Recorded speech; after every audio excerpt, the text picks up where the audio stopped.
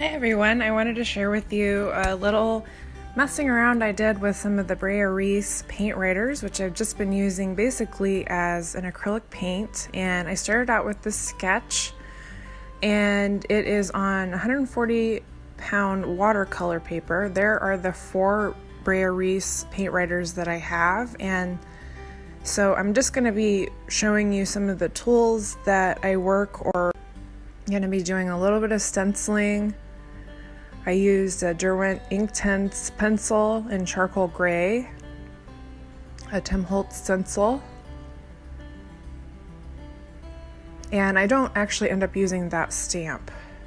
So for my guide, I'm using a picture of Benedict Cumberbatch. He's one of my favorite actors. I just think he has a really amazing face. And so right now I'm just showing how you can unscrew the top if you don't want to use the little tubes as paint writers. And in the art world, I am doing what would be called working with a limited palette, because I limited myself to working with just those 4 colors that I bought from the Hobby Lobby sale that a lot of us got to take advantage of. So I have 2 different blues. There's one that's more of a blue-green, and I have a neutral gray and then an unbleached titanium white. And so the closest to a skin color I could get out of that was the unbleached titanium white, which is kind of a cream color. And it's not a perfect skin tone, but I definitely thought it would work for this. It's sort of like, as you can see, sort of a yellow eggshell color. And the first thing that I noticed that's really interesting about the paint is that compared to the paints that I normally work with, which are more, I usually try to stick with matte paints, this one is glossy to maybe even shiny, and it has a much different texture. So when I looked up on the Brea Reese website, it showed that they have a heavy body acrylic paint, and I'm wondering if that's what they use to put into the paint writers, because it is very thick, and at times I actually ended up pouring out too much paint, which I tend to do anyway with acrylic paints. I really try to be careful about that, but sometimes I don't know quite how much I'm going to need.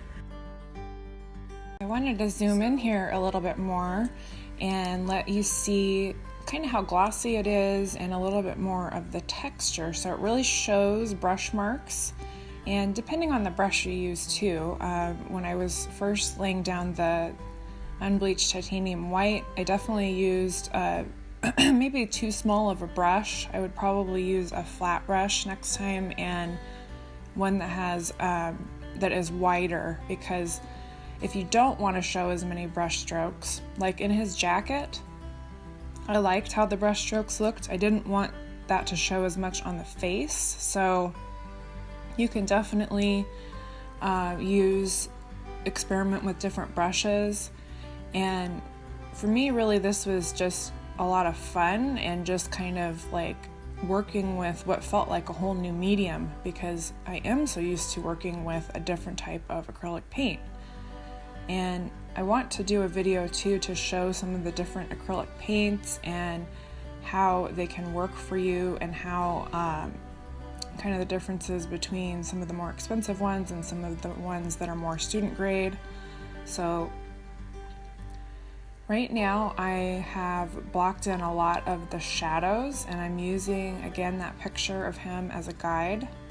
And I've shown this in a previous video, but usually how I do the shadows and light is to go into a photo program. You don't have to have Photoshop, usually something on your computer, just where you can desaturate the picture and make it into a black and white picture, and then use the contrast feature to and put contrast at the maximum that it can be, so you can really see where the light is and where the dark is.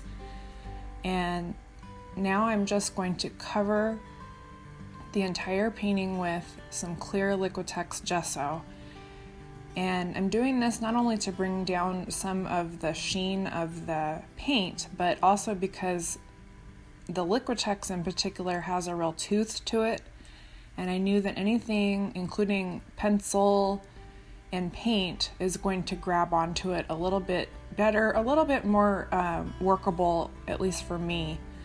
And so now I'm putting some more of that cobalt blue down, and I'm using some matte medium, and this is how you can thin out your paint without losing the viscosity. So I'm putting a little bit of color in with the matte paint, which means it will come out very sheer. It will still give that color, but it will let the other layers beneath it show through. And this definitely was a challenge because he had a shadow over his left eye, his right eye.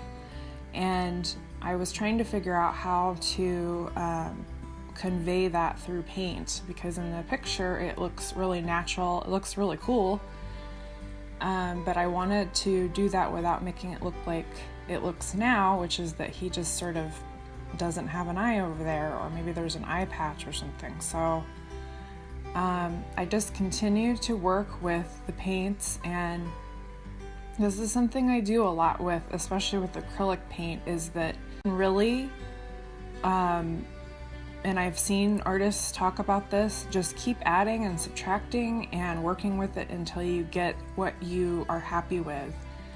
And so I continued to do that, and working with the limited palette was probably helpful in this case because I did kind of go back and forth a lot, and I think if I had had more color choices, it would have been more of a struggle. So in this case, it kind of narrowed me down to those particular colors. I wasn't going to try to grab a purple or grab a different skin tone that would kind of further complicate things. So in the picture that I'm drawing from, you can still see his eye a little bit in the shadow. And this is the only part where I kind of cheated, and I used a little bit of just white acrylic paint. And that's where I wanted to do the highlights.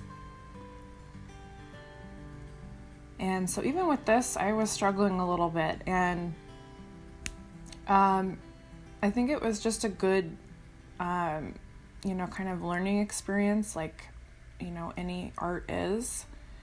I think working with these particular types of paints and not being as familiar with the texture and sort of how to work with them was a good challenge. I was getting frustrated here towards the end because the usual things that I rely on, I wasn't able to use in this case. So I think it still came out okay. I was happy enough, I guess, with the end. I just wanted to finish it.